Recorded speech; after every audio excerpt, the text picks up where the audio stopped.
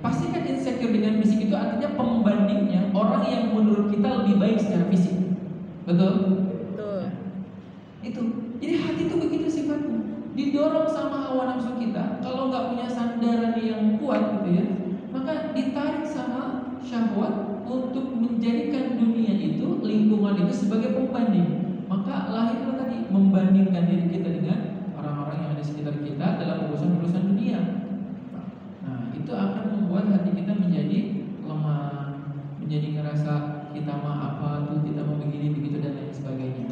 Makanya sekarang ganti pembanding itu, ganti pembandingnya itu, ganti penilainya itu bukan hanya semata-mata manusia, tapi berbuatlah, ya, berikhtiarlah, ya, beraktivitaslah semata-mata kita ingin dilihatnya sama Allah, ya, ingin dinilainya sama Allah, ya, ingin diridhoinya sama Allah, ingin diakuinya sama Allah.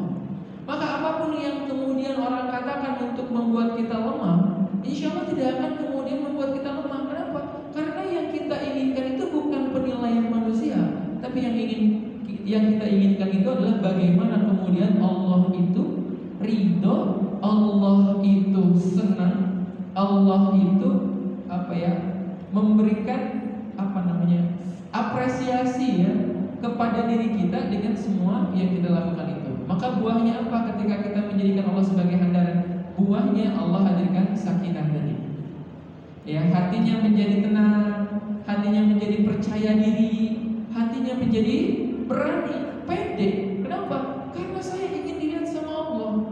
Karena saya ingin disaksikan bahwa ya Allah, inilah pembuktian cinta saya kepadamu ya Allah. Nah, motivasinya akan menjadi lebih baik.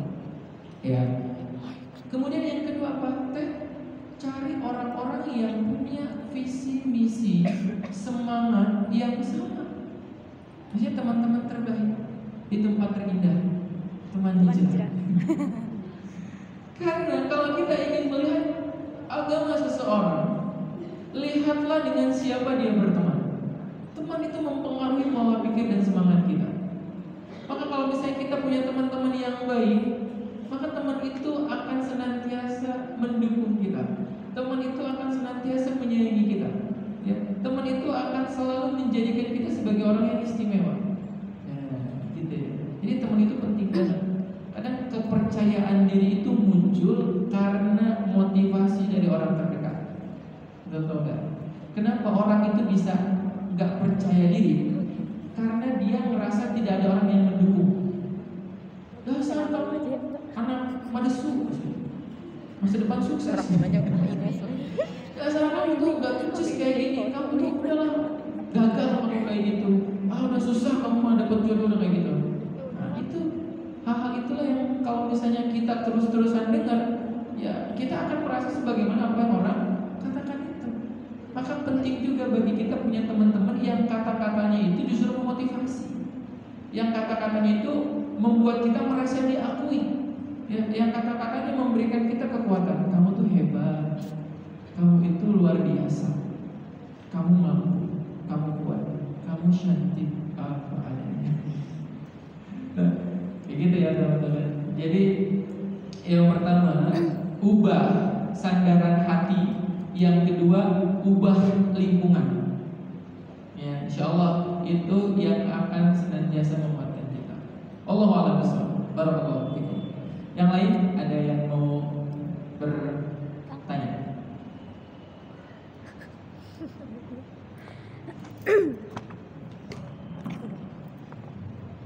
Bismillahirrahmanirrahim. Assalamualaikum warahmatullahi wabarakatuh. Waalaikumsalam warahmatullahi wabarakatuh. Perkenalkan, nama saya Ines. Oh, sudah ikut lain. Benar ya? Iya benar. Gak pernah lolos ya, kemarin nggak ada. Namanya berat soalnya. Silakan Ines. Mungkin saya sudah terbiasa dikasih pertanyaan kapan nikah. Oh, Masya Allah, Alhamdulillah. Tapi sekarang yang menjadi kegelisahan di hati saya, ada pertanyaan dari seseorang yang bilang, makanya jangan pilih-pilih, jadinya nggak nikah-nikah. Iya. bukannya untuk menuju ke pernikahan itu kita perlu memilih atau menentukan yang terbaik ya Kak, terutama Betul. untuk kita sebagai seorang perempuan. Jazakallah Kak. Udah itu aja. Oh iya, itu bukan tanya. Curhat ini sih. Yang ntar lagi lebaran ya. Ya. Tolong segera beli headset ya. Juga ditanya kapan nikah. Betul. Karena pernikahan itu adalah perjalanan ibadah. Ya, bukan perjalanan hidup berdua berumah tangga. Ya, nikah itu ibadah. Ya, maka setiap perjalanannya itu harusnya menjadi kita lebih baik, lebih taat, lebih tenang. Makanya kenapa ya azwaj itu dipilih oleh kita, ya, tapi kemudian Allah yang akan hadirkan samawanya. Ya, itu artinya jodoh itu kita yang ikhtiarkan, ya, kita yang usahakan, kita yang tentukan pilihan. Tapi ingat, pilihlah orang yang kalau bersamanya Allah akan curahkan sakinah, mawadah, warahmah. Ya, dan samawa itu diraih dengan cara berdua sama-sama mendekatkan dirinya kepada Allah. Sama-sama belajar, sama-sama saling mengingatkan dalam kebaikan. Terus gitu. Karena nikah itu perjalanan ibadah, bahkan ibadah terpanjang, ibadah termudah, ya. Tapi sulit untuk dijalani. Itu pernikahan. Ya. Sulitnya menjalani pernikahan itu bukan sulit kita mengarahkan kepada tujuannya. Kadang sulitnya dalam pernikahan adalah sulit untuk bisa saling menurunkan ego dan mengerti di antara pasangan. Nah, makanya harus cari orang yang tepat. Kalau misalnya nikah cuma sekedar hidup bersama, ya, bukan hidup untuk beribadah, ya, maka harusnya setiap pernikahan itu menjadikan bahagia. Tapi justru kenapa hari ini kita malah saksikan di sosial media, malah seringnya, ya ini kan yang viral aja ya, orang itu curhat tentang pernikahannya. Ada yang selingkuh lah, ada yang bercerai dan lain sebagainya. Oh, ternyata yang dicari dalam pernikahan itu bukan cuma sebatas pertemuan dan kebersamaannya aja, tapi bagaimana kemudian dalam proses perjalanan pernikahan itu membuat kita semakin dekat kepada Allah Subhanahu wa Ta'ala. Jadi boleh memilih, bahkan harus memilih, ya, memilih yang terbaik, yang baik agamanya, yang mulia akhlaknya, yang banyak duitnya, yang ganteng parasnya. Ya, itu kriteria dalam memilih pasangan. Boleh nggak? Boleh. Ya, tapi ingat, ya, jangan dijadikan hal-hal yang indah dilihat oleh mata sebagai patokan utama.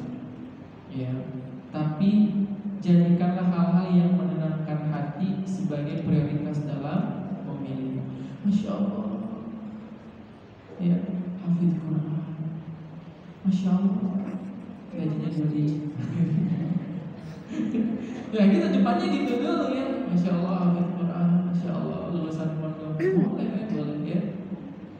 Itu harus ya. Tapi kita juga harus melayakan diri ya. Karena jodoh itu kan cerminan diri kita. Ya. Kita itu kalau mau bertemu jodoh itu sama kayak kita lagi bercermin. Tapi kenapa ya? Orang yang suka kajian kok jodohnya tidak mencerminkan aktivitasnya dalam kajian. Wallahu ya'lamu wa antum la ta'lamun. Allah yang tahu, sedangkan kita nggak tahu apa-apa. Mungkin emang datang ke kajiannya buat jadi jodoh, bukan karena mendekatkan diri kepada Allah, tapi dia lebih kepada mendekatkan diri kepada jodoh. Ya, hati-hati ya. Sekalipun teman-teman bertemu di kajian, pastikan prosesnya sesuai dengan hal-hal yang baik. Ya, karena saya pastikan, kalaupun bertemunya di kajian, tapi dilalui dengan proses yang tidak baik, jangan kecewa ketika nanti kalian bertemu dalam pernikahan. Ya, kenapa ya? Ternyata dia nggak kayak aslinya. Ternyata dia sholatnya nggak rajin.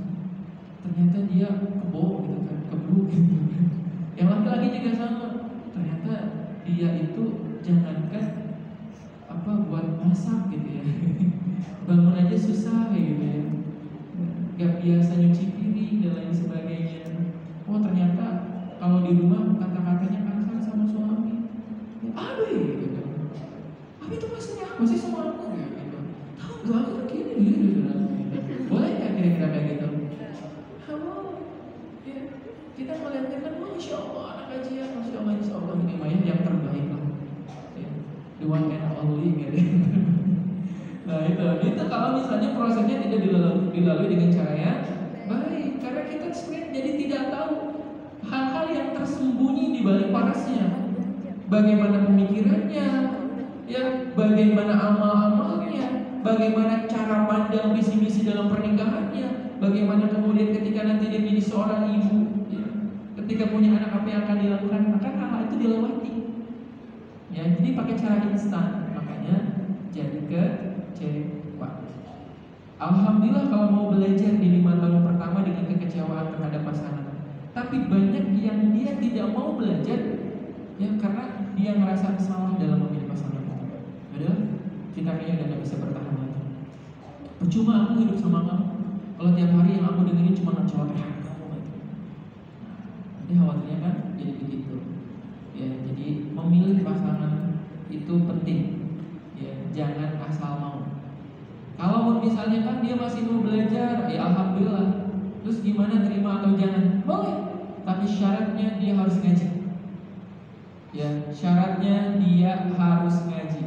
Karena dia harus menjadi seorang qawwam yang bisa mengajari istrinya dalam amal, yang menjadi teladan istrinya dalam akhlak gitu ya. Nah, kalau misalnya nggak belajar gimana mau jadi qawwam? Kan rijal itu adalah pemimpin. Ya, ajarin istrinya baca Quran, ya, insyaallah. Tapi aku juga belum bisa kedua. Ya udah istrinya yang ngajarin kalau gitu, ikhwan cari istrinya hafidho. Di sini banyak tuh hafidho, insyaallah ya. Ali kelas mah bisa lah. Nah ya, insyaallah mudah-mudahan jadi motivasi. Kalau cara-caranya nanti kita bahas di lain hari aja. Nanti tanggal 17 ada kelasnya, ikuti aja. Atau boleh bertanya langsung di luar forum kita biar bisa lebih detail. Allah Allah. Ada lagi yang mau berdiskusi, ngobrol? Ada, silakan Teteh. Iwan, gak ada yang mau nanyain gitu? Siapa yang udah siap nikah? Gitu, gak ada.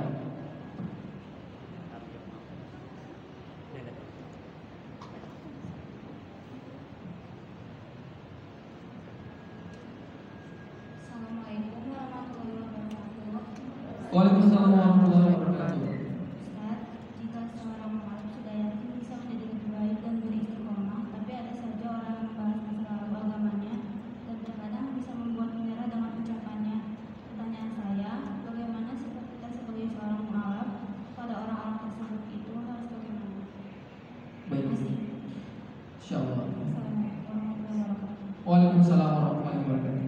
Kadang ujian itu bukan hanya menimpa orang yang baru masuk Islam, termasuk buat kita yang baru aja mencoba untuk menjadi orang yang lebih baik lagi. Ya, gak apa-apa. Ya, itu bagian daripada ujian yang insya Allah akan menguatkan kita dalam keimanan. Ya, maka teman-teman, di antara hal yang sebenarnya akan menguatkan kita ya dalam ujian menuju kebaikan itu adalah kita belajar dari kisah-kisah orang-orang yang bagaimana dulu.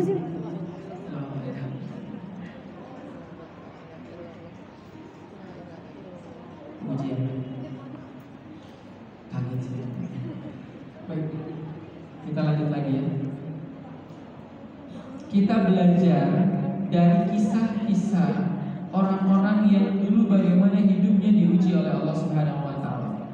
Ya, makanya hal yang harus kita pelajari ketika kita belajar agama itu adalah belajar daripada kaum-kaum terdahulu. belajar daripada orang-orang terdahulu. Lihat bagaimana kemudian mereka bisa bertahan dengan ujian itu disebabkan karena keyakinan yang ada di dalam hatinya. Ya, itu poinnya ada di situ. Jadi Quran itu kan mayoritas isinya kisah. Ya, kisah Nabi, kisah orang soleh, kisah orang salah. Seolah-olah Allah ingin menggambarkan kepada kita, ya, umat hari ini yang diuji dengan hal-hal yang sekiranya akan membuat kita down gitu ya dalam kebaikan. Lihat orang yang dulu, orang terdahulu, sama ketika mereka menggenggam kebaikan, ya, mereka harus siap untuk diuji oleh orang-orang yang ada di sekitarnya. Bahkan bisa jadi mereka harus siap dicemooh, diasingkan, ya, dikata-katain oleh orang-orang terdekatnya. Itu bagian daripada cara Allah untuk membuat kita kuat, membuat kita semakin yakin bahwa ini adalah jalan yang baik, jalan yang nantinya insya Allah akan membawa kita kepada kebahagiaan. Itu yang pertama ya. Jadi kita terima, itu bagian daripada sebuah proses pendewasaan dalam diri kita, gitu ya. Yang kedua, ya, hati itu dikuatkan oleh pemahaman, hati itu dikuatkan oleh ilmu, ya. Makanya kenapa kalau misalnya kita nih ngaji itu bikin hati tenang, ya, kita ngaji, ya, kita baca Quran, kita majelis, bikin hati dan pikiran kita itu ngerasa tenang, merasa jadi lebih percaya diri lagi. Nah, begitulah sifatnya ilmu itu. Ya, jadi hati itu di antara hal yang akan menguatkannya itu ketika dihadirkan hal-hal yang positif. Ya, agama itu adalah hal positif. Ya, Islam itu adalah hal-hal yang positif, yang ya, ajaran-ajaran yang menumbuhkan hati kita sebenarnya. Ya, jadi di antara yang akan menguatkan kita itu adalah belajar sebenarnya. Kita belajar agama, kita ke kajian, ya, kita belajar lagi tentang tauhid dan lain sebagainya. Itu yang akan menguatkan kita. Ya. Karena berbeda nilainya teman-teman. Mohon maaf ya, kalau misalnya ini gelas isinya jadi madu, harganya sama nggak dengan isinya air putih? Beda. Manusia tuh kayak gitu. Ya. Ketika dia punya ilmu, dia tanamkan dalam hati dan pikirannya ilmu-ilmu agama dan lain sebagainya, yang insya Allah dengan itu dia akan menjadi orang yang bernilai, ya, di hadapan Allah, bernilai di hadapan makhluk, dan dia punya kekuatan. Kenapa? Karena dia punya alasan untuk dia bertahan, ya, untuk dia tetap istiqomah, untuk dia tetap yakin. Bukankah ketika teman-teman dulu pernah mencintai seseorang, teman-teman akan menemukan 1001 alasan, ya, untuk mencintai dia. Karena dia mah ganteng, karena dia tuh baik, ya, dia suka ngingetin aku sholat malam, dia suka ngingetin aku puasa, gitu ya. Kadang suka ngirim makanan, insya Allah baik banget, soleh. Maka kalau misalnya ada temannya yang bilang, jangan sama dia, kamu bukan orang pertama yang digituin. Enggak kok, aku mah yakin dia pasti yang terbaik, dia bisa berubah kata. Ya, itu sifatnya kayak gitu. Ya. Jadi keyakinan itu tumbuh ketika kita punya alasan yang kuat untuk tetap berada di dalam keyakinan itu. Maka temukan alasan-alasan itu. Ya, alasan itu adalah ilmu, risalah yang dibawa oleh Rasulullah SAW. Apa diantaranya? Quran itu akan menguatkan hati. Makanya diantara hal yang kemudian membuat akal dan hati kita kuat itu adalah tadabbur Quran. Kita coba untuk belajar Quran dan pahami apa yang kita baca. Di Ramadan ini coba hatamin artinya, terjemahnya Quran. Insyaallah tuh, ya, kekuatannya akan melekat. Kalau membacanya bisa bikin tenang, ya, memahaminya bisa bikin kita punya kekuatan. Itu sifatnya Quran. Karena dulu ketika ada satu fase di mana Quran itu lama turunnya, sahabat galau gitu. Butuh sinaman, butuh kekuatan. Kayak gitu teman-teman ya. Mudah-mudahan bisa menjadi referensi. Sama satu lagi yang ketiga ya. Yang ketiga itu nanti cari teman-teman yang bisa menguatkan. Ya, teman yang selalu mengajak, menguatkan dalam kebaikan insyaallah. Karena kekuatan itu kadang kita butuhkan daripada lingkungan. Kita itu bisa lemah karena lingkungan dan kita juga bisa kuat karena lingkungan. Maka perbanyaklah teman-teman yang soleh, perbanyaklah lingkungan-lingkungan yang baik. Karena orang-orang baik itu akan menginfluence kebaikan, sementara orang-orang yang buruk itu juga akan menginfluence keburukan dalam diri kita. Wallahu a'lam bishawab.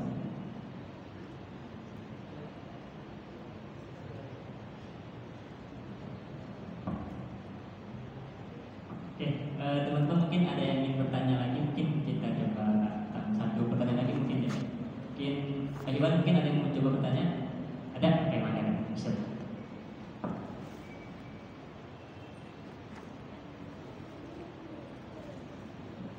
Assalamualaikum warahmatullahi wabarakatuh. Waalaikumsalam warahmatullahi wabarakatuh. Perkenalkan nama saya Rizky. Saya kenal seorang akhwat. Dia memiliki kisah hidup yang mungkin sedikit menyedihkan gitu, atau penuh kepedihan. Mulai dari keluarganya, orang tuanya sering cekcok dari dia kecil sampai dengan dewasa. Teman-temannya juga sering ada mungkin difitnah ataupun hubungannya orang baik gitu, dihancurkan karirnya juga karena ada fitnah dan segala macam gitu. Sehingga saya berpikir untuk menikahinya dengan alasan atas kesabaran dia dalam menjalankan hidupnya gitu, dan atas dasar kasihan gitu. Apakah boleh dan apakah baik menikahi seseorang atas dasar kesabaran dia dan atas dasar kasihan? Terima kasih. Atas dasar apa? Kesabaran Dan kasihan. Kesabaran dan kasihan. Baik. Nikahnya boleh. Ya, tapi alangkah baiknya kalau kita memilih seseorang itu bukan semata-mata karena kasihan kepadanya, tapi karena kita ingin memuliakannya, ingin menjaganya dalam kebaikan. Ya, dan pastikan juga orang itu adalah orang yang kalau dia belum soleh ingin menjadi soleh, ya, ingin belajar sama-sama menjadi orang yang lebih baik. Karena repot kalau misalnya kita memilih dia karena kasihan, sementara mohon maaf ya, tadi dengan latar belakang keluarga dan lain sebagainya, dan dari akhwatnya juga tidak ada keinginan kuat untuk menjadi lebih baik, misalnya ya, menerima keadaan keluarganya, dia bersabar dengan itu semua, dan dia kemudian menjadikan itu sebagai salah satu alasan untuk membuat dirinya lebih baik di masa depan, maka itu nggak jadi masalah. Artinya kita memilih orang yang memang ingin sama-sama menjadi orang yang lebih baik. Itu kalau itu boleh. Nah, yang nggak boleh yang tadi, kita memilihnya karena kasihan, sementara mohon maaf ya, dia itu terdampak oleh persoalan keluarga. Nanti persoalan keluarga itu sejatinya kan akan menjadi persoalan kita. Ya, masalah yang terjadi di keluarganya maka akan menjadi masalah kita. Ketika teman-teman mau memilih itu, teman-teman harus siap dengan segala konsekuensinya. Siap bagaimana kemudian menerima keadaan sikap dari keluarganya, siap kemudian menerima keadaan yang mungkin terdampak ya ke pasangan gitu ya, menjadi kan biasanya gini. Ketika seseorang itu lahir dibesarkan dari lingkungan yang tidak baik, maka lingkungan itu akan membentuk karakter. Ya. Maka kita harus siap, harus menerima setiap karakter-karakter yang ada pada diri pasangan kita nanti. Kalau kita siap menerima dengan semua itu, maka tafadhol lakukan. Ya. Tapi kalau misalnya kita hanya karena kasihan tanpa juga kita memikirkan masa depan, makanya harus diedukasi dulu, ya, ditarbiyah dulu akhwatnya, diberikan pemahaman yang sama, frekuensi yang sama. Insya Allah kalau visi misinya sama, terus apapun latar belakang keluarganya, tapi kalau misalnya insya Allah ikhwan atau akhwatnya dia punya visi misi yang mulia dalam menikah, dia punya keyakinan yang kuat untuk menjadikan dirinya lebih dekat ketika menikah dengan Allah, insya Allah itu baik dan harus begitu. Allah harus.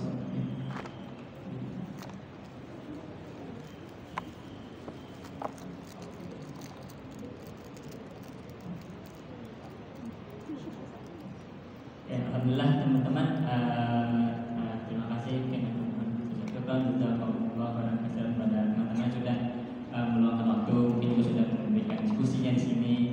Untuk itu mungkin sebelum kita tutup, sebelum nanti kita tutup dengan doa, akhirnya kita mungkin teman-teman, insya Allah kami memberikan fasilitas infak sedekah bagi teman-teman semua yang ingin memberikan sedekahnya di jalan baik, dan nanti insya Allah diakhiri dengan dengan doa bersama juga seperti itu. Dan pada teman-teman mungkin pada tim atau panitia yang atau